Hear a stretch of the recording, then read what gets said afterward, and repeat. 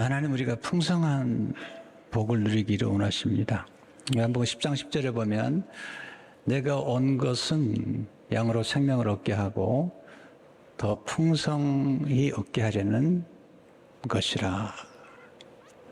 많은 사람이 하나님이 자신에게 이미 주신 풍성한 복을 모르고 사는 분들이 많이 있어요. 슬픈 일이죠. 깨닫는 것이 은혜인데요. 가장 지혜로운 사람은 자신이 소유한 것을 아는 것입니다. 많은 사람들이 자신이 소유한 것을 잘 몰라요. 또 다른 사람이 소유한 걸 부러워하다가 자신이 소유한 것을 하찮게 여기거나 폄하하는 분들이 있습니다. 그런데 지혜롭지 않습니다. 어떤 사람은 자신이 주신 풍성한 복을 누리지 못하고 살아가요. 이것도 슬픈 일이죠. 누가복음 15장에 보면 탕자의 비유가 나오는데 거기에는 작은 아들도 탕자로 나오지만 자세히 보면 큰 아들도 탕자예요. 큰 아들의 문제는 아버지에게 받은 복을 누리지 않은 죄. 동생이 돌아왔을 때 아버지한테 얘기하잖아요. 내가 아버지의 명을 어긴 것이 없거늘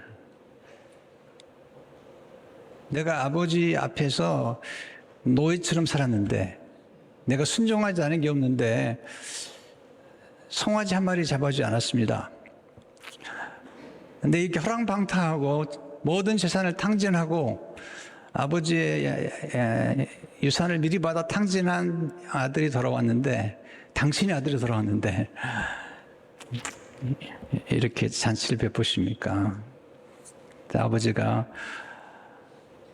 아들에게 왜 누리지 않았느냐? 왜 노예처럼 살았느냐? 왜 종처럼 살았느냐? 내가 자녀고 내가 내게 모든 걸 줬는데 왜 누리지 않았느냐? 누리지 않는 것도 죄죠. 하나님이 우리에게 말씀 주셨죠. 신명기 6장 24절을 보게 되면 여호와께서 우리에게 이 모든 규례를 지키라 명령하셨으니 이는 우리가 우리 하나님 여호와를 경외하여 항상 복을 누리게 하기 위하심이라. 하나님의 말씀을 우리 주신 까닭은 우리 하나님 경외할 뿐 아니라 복을 누리도록 하기 위해서죠. 디모데전서 6장 17절 보면 오직 우리에게 모든 것을 후주사 누리게 하시는 하나님께 두며 누리세요.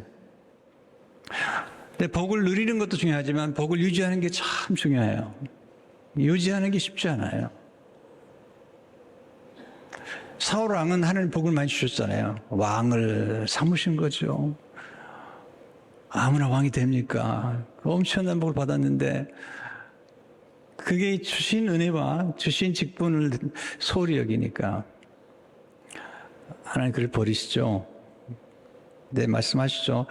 그 하나님의 말씀을 버렸으므로 여호와를 버렸어요. 하나님께 드린 예배를 소홀히 하고 하나님 말씀을 버림으로 하나님 버림을 받았어요. 그가 주신 직분을 얼마나 소중한지 모르고 다윗이 만만이라는 다윗이 가진 것들에 질투를 해서 세월을 호송하는 사울을 보게 되잖아요. 본인이 가진 게 얼마나 많은데 하나님의 궁극적인 관심 우리가 축복을 받아 또 누리고 그걸 유지하고 나눌 줄 알아야 돼요. 사람들은 본인이 누리지 않았기 때문에 누리는 사람을 보면 분노하거든요. 우리는 하나님께서 우리 삶의 전체적인 총체적인 삶을 통해서 어떻게 우리에게 원하시는지를 아는 게 필요하잖아요. 하나님께서 오늘 잠언에서 말씀하신 풍성한 복은 뭘까? 또 풍성한 복을 누린 지혜는 뭘까? 첫째로 하나님은 집을 통해 풍성한 복을 누리기를 원하십니다. 집. 우리가 사는 집이 소중한 거죠. 집이 크고 작은 게 문제가 아니라 집이 소중한 거죠. 집은 단순한 건물이 아니에요. 가족이 함께 모여 사는 삶의 터전이죠. 집은 안식처입니다. 우리 여행을 즐기지만 여행을 떠난 날부터 그리운 게 집이죠. 여행이 즐거운 것은 돌아올 집이 있기 때문이에요. 집보다 좋은 곳은 없습니다. 우리가 나이가 들수록 어릴 적에 살았던 집을 동경하는 경향이 있고 귀소 본능, 어릴 적에 고향이나 그리고 집을 그리워하는 게 있습니다. 오늘 성경에 보니까 집은 지혜와 명철로 세워진다. 3절에 보니까 집은 지혜로 말미암아 건축되고 명철로 말미암아 견고하게 되며, 건축도 중요하지만 견고하게 되는 것도 중요한 거잖아요. 많은 집들이 흔들리고 있잖아요. 많은 가정이 흔들리고 있잖아요. 4절에 보시면 방들은 지식으로 말미암아 각종 귀하고 아름다운 보배로 채우게 되느니라. 집을 건축한다는 것은 단순하게 건물을 세우는다는 게 아니고 행복한 가정을 세우는 것입니다. 근데 이것은 우리 스스로의 노력만 가지고 되지 않아요. 하나님이 도와주셔야 돼요. 여기 우리가 정확하게 이해해야 될 부분이 있죠. 시편 127편 1절을 보게 되면 여호와께서 집을 세우지 아니하시면 세우는 자의 수고가 헛되며 여호와께서 성을 지키지 아니하시면 파수꾼의 깨어있음이 헛되도다. 자문의 행복한 가정을 위해서는 슬기로운 아내가 필요하다고 말하죠. 근데 슬기로운 아내는 하나님이 허락해 주셔야 한다는 거예요. 잠언 19장 14절을 보니까 집과 재물은 조상에게서 상속하거니와 슬기로운 아내는 여호와께로서 말미암느니라. 그러니까 슬기로운 아내를 만난다는 것은 굉장히 축복인 거죠. 하나님께로부터 주신 거잖아요. 잠언 18장 12절 보니까 아내를 얻는 자는 복을 여호와께 은총을 받는 자니라. 잠언 30장 10절을 보니까 누가 현숙한 여인을 찾아왔겠느냐. 그의 값은 진주보다 더하니라. 현숙한 여인, 진주보다 귀하대. 우리는 남편과 아내 결혼을 위해서 준비할 때 기도 많이 해야 되죠. 또 자녀들이 결혼할 때 기도 많이 해야 돼요. 왜냐하면 기도를 해야지 지혜를 주시고 지혜와 은혜가 있어야지 훌륭한 아내를 맞이할 수 있는 분별력이 생기는 거죠. 분별할 줄 알아야 선택할 수 있잖아요. 분별력이란 뭘까요? 지금 만난 아내와 남편이 지금은 좀 부족해 보여도 그 안에 무한한 잠재력이 있는 걸 보는 거죠.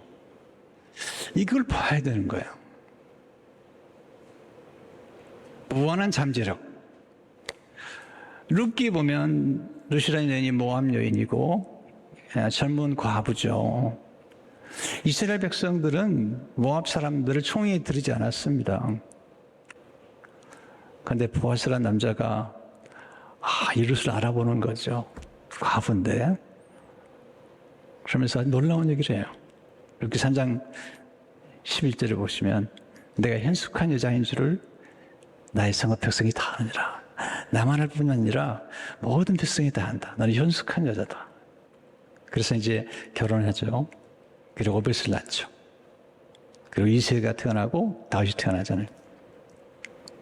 성경은 악인의 집과 의인의 집을 비교해서 말씀하고, 특별히 잠언에 보면 악인의 집과 의인의 집을 분별하죠.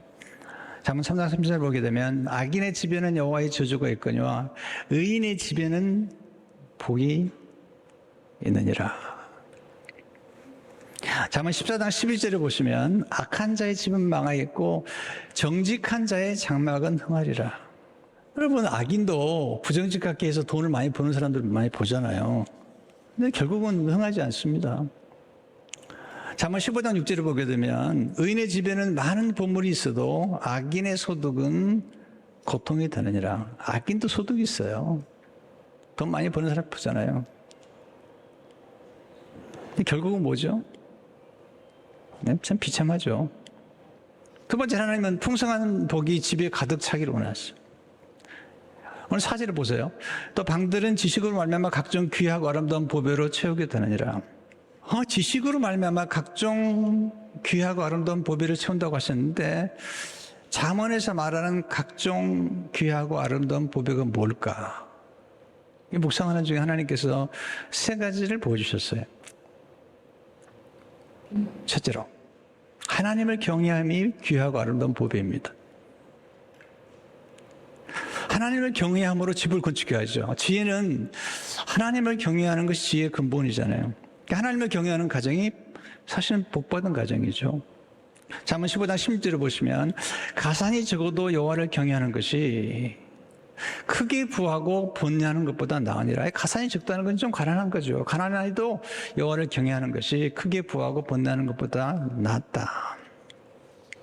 여호와를 경외하는 부모가 사는 자녀들은 안전하다. 잠언 14장 26절을 보니까 여호와를 경외하는 자에게는 견고한 의뢰가 있나니 그 자녀들에게 피난처가 있으리라. 가정은 피난처 같은 곳이죠. 안식처 같은 거죠. 생명의 샘이 넘치는 곳이죠. 잠언 14장 27절을 보게 되면 여호와를 경외하는 것은 생명의 샘이니 사망의 그물에서 벗어나게 하느니라. 그러니까 여호와를 경외한다는 게 중요해요. 여호와를 경외하는 사람의 특징은 뭐냐면 겸손해요. 겸손한 사람은 존귀해도 돼요. 잠언 15장 30절을 보게 되면 여호와를 경외하는 것은 지혜의 훈계라 겸손은 존귀의 길잡이니라. 하나님은 교만한 걸 제일 싫어하십니다. 이렇게 하나님을 경외하고 겸손하면 나머지가 다 따라오게 돼 있어요. 여러분 재물을 여러분이 추구한다고 재물이 뭡니까? 돈이 얼마나 빨리 날개를 달고 달아가는데 못 따라갑니다. 잠언 22장 4절의 말씀을 제가 참 좋아해요. 겸손과 여호와를 경외의 보상은 재물과 영광과 생명이니라. 여호와를 경외하는 게 보배라고 이사야는 말하죠. 이사야 33절을 보게 되면 내 시대에 평안함이 있으며 구원과 지혜와 지식이 풍성할 것이니 여호와를 경외함이 내 보배니라. 두 번째, 가정의 화목이 귀하고 아름다운 보배입니다. 화목.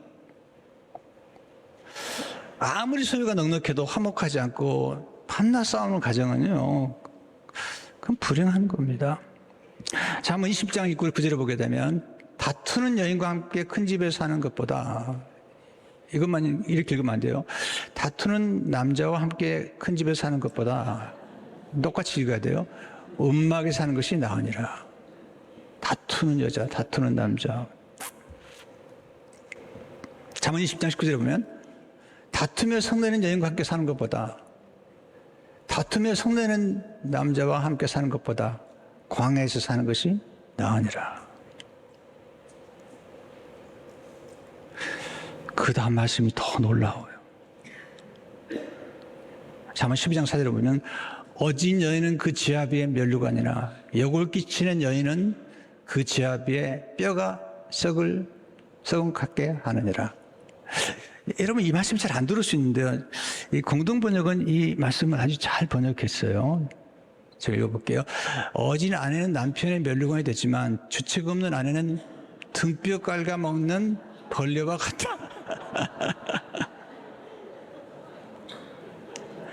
이거요, 이렇게도 사실 써야 돼요. 왜냐하면 주로 이게 잠언은 남자가 쓴 거잖아요. 그러니까 이게 남성 위주예요. 이렇게 써야 돼요. 네.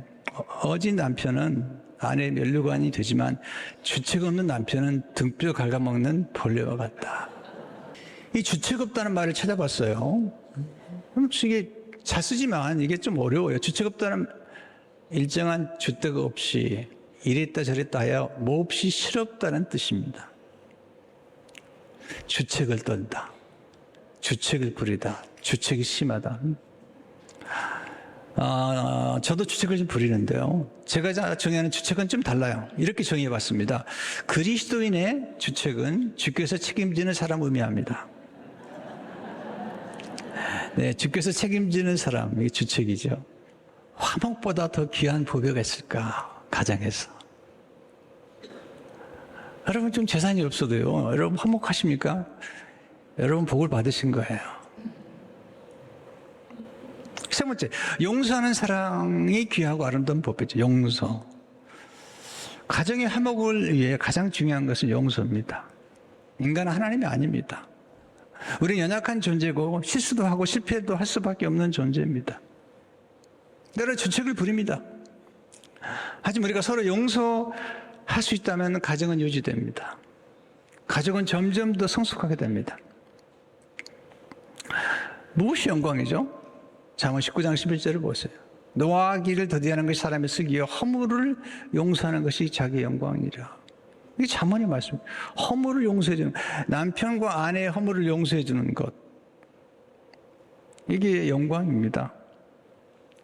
다른 사람의 허물을 용서해 주는 것, 영광이죠. 이게 덕이죠. 이 그릇이 커지는 거예요. 다른 사람 허물을 드러내는 것이 아니라 용서해 주고 덮어주는 것, 이럴 때 사람이 커지는 거예요. 잠언 10장 12절을 보십시오. 미움은 다툼을 일으켜도 사랑은 모든 허물을 가리느니라.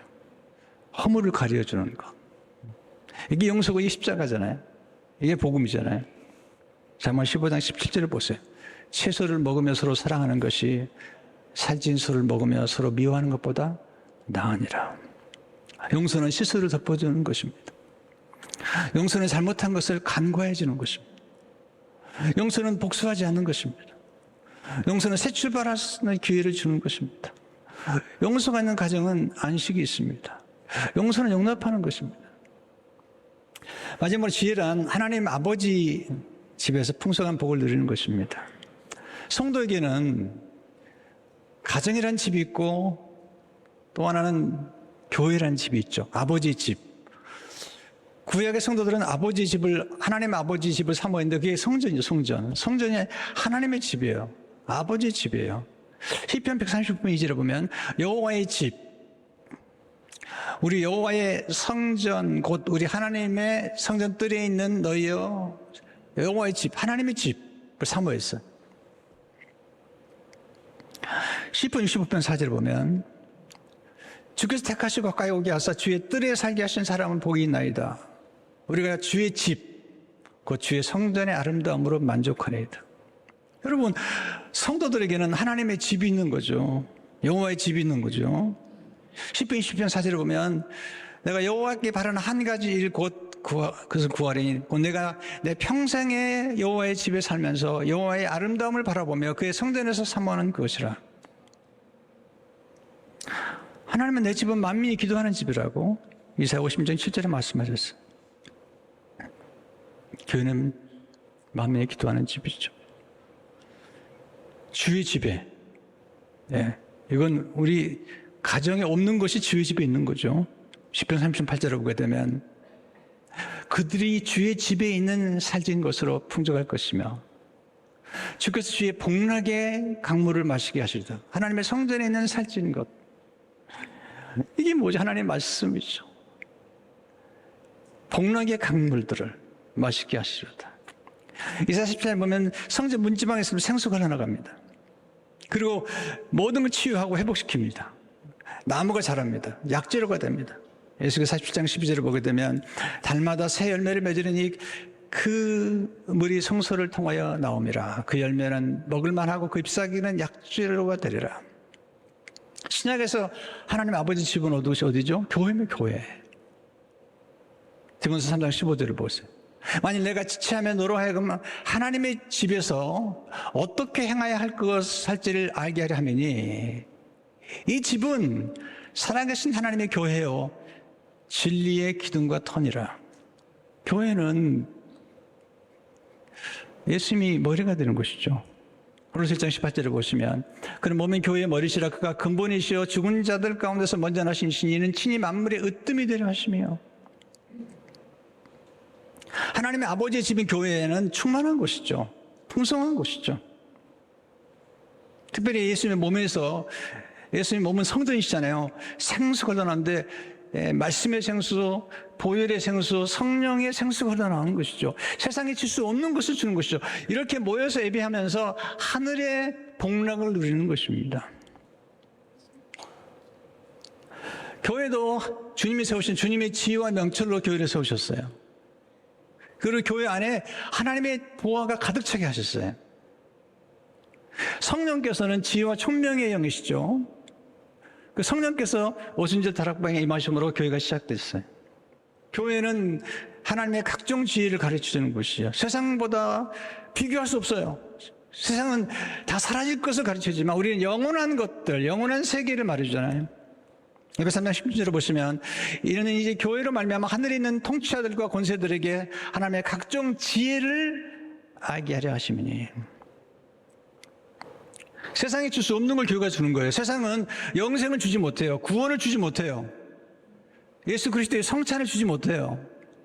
세상은 인간의 가장 근본적인 죄의 문제를 해결할 수 없어요. 사망의 문제를 해결할 수 없어요. 그러나 예수 그리스도의 보혈만이 우리의 모든 죄를 사하고 우리에게 영생을 주는 걸 믿으시기 바랍니다. 어떤 분들은 지역교회를 아주 우습게 여기는데요. 여러분, 예수님께서 요한계시록 보면 지역교회와 지역교회 목회자들을 붙잡으시고 방문하세요. 어떤 분들은 교회에 무슨 목사가 필요하냐? 우리끼리 모여서 하면 되지. 이런 분도 계시더라고요. 여러분, 성경을 그대로 좀 보세요. 요한계시록 예수님께서 7별과 7금초대 사이로 왕래하시는 거예요. 요한계시록 1장 20절을 보시면 내가 본 것은 내 오른손에 7별의 비밀과 또 7금초대라. 7별은 7교회 사자요. 목회자들, 목회자. 7촛대는 7교회니라. 그 교회는 어떤 교회죠? 에베소, 서머나, 보가모, 두아디라, 사대, 빌라델피아, 라오디게아, 로컬 처치. 그러니까 예수님의 몸된 우주적인 교회가 있지만 또 지역 교회가 중요한 것입니다. 교회는 정말 중요한 것이에요. 에베소 1장 3절을 보게 되면 교회는 그의 몸이니 만물 안에서 만물을 충만케 하신 이의 충만함이니라. 교회는 하나님의 비밀이신 예수 그리스도, 하나님의 비밀이신 복음을 보여주는 것이, 복음을 선포하는 것이 교회잖아요. 사도 바울은 본인이 복음의 일꾼이 된 것과 교회의 일꾼 된 것을 영광스럽게 생각했어요. 골로새서 15절을 보세요. 내가 교회의 일꾼 된 것은 하나님이 너희를 위해 내게 주신 직분을 따라 하나님의 말씀을 이루려 함이니라. 교회의 일꾼 된 것은 우리가 이 땅을 떠나면 들어갈 아버지 집이 있다는 게 얼마나 좋은지요. 예수님 죽으시기 전에 아버지 집을 얘기하시잖아요. 요한복음 10장 2절 3절을 보게 되면 내 아버지 집에 거할 것이 많도다. 그렇지 않으면 너에게 이르시리라. 내가 너를 위해 거칠을 예비하러 가노니. 지금 예수님께서 천국 가시는 거예요. 나중에 십자가에서 부활하신 다음에 하늘로 올라가시잖아요. 그러면서 거처를 예비하러 가노니 가서 너희를 위해 거처를 예비하면 내가 다시 와서 너희를 내게로 영접하여 나 있는 곳에 너희도 있게 하리라. 예수님은 천국에서 내려오셨어요. 예수님만큼 천국을 아는 분이 없어요. 예수님은 지옥을 아는 분이에요. 하늘에서 내려온 자 인자 외에는 하늘로 올 자가 없는 거죠. 우리를 하늘로 데려가신 분은 예수님밖에 없는 거죠.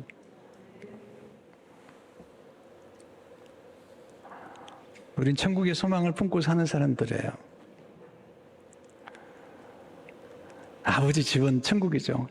예, 안식이 있는 집, 사랑과 자비와 용서가 가득한 집, 사망이 없고 아픈 것이나 애통하는 것이 없는 곳, 미움이 없는 곳. 하나님 집이 좋은 것 같아요. 제가 나태주 시인의 시를 좋아하는데요. 그분이 행복이란 시, 짧은데 참 감동을 주죠. 이렇게 얘기합니다. 행복. 저녁 때 돌아갈 집이 있다는 것. 힘들 때 마음속으로 생각할 사람이 있다는 것. 외로울 때 혼자서 부를 노래가 있다는 것. 너무 좋았어요. 근데 저는 이렇게 쓰고 싶었어요. 행복. 죽을 때 돌아갈 천국이 있다는 것.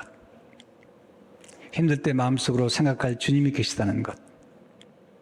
외로울 때 혼자서 부를 찬송이 있다는 것. 강준민. 오늘 하나님께서 우리들에게 여러 가지 복을 주시죠. 또 우리가 필요한 물질의 복도 주세요. 근데 먼저 오늘 제가 말씀드린 진정한 부유함은 뭘까? 하나님을 경외함. 하나님의 말씀을 경외하고 그리고 화목을 추구하는 것. 저는 우리 교회에서 제일 중요하게 여기는 게 화목입니다. 화평입니다. 사랑을 품는 것입니다. 용서하고 허물을 덮어주는 것입니다. 네, 화목과 용서 얼마나 귀한 부분인지 모릅니다. 그리고 아버지의 집, 지금은 교회를 소중히 여기십시오. 그리고 이 땅을 떠나면 우리가 갈 집이 있습니다.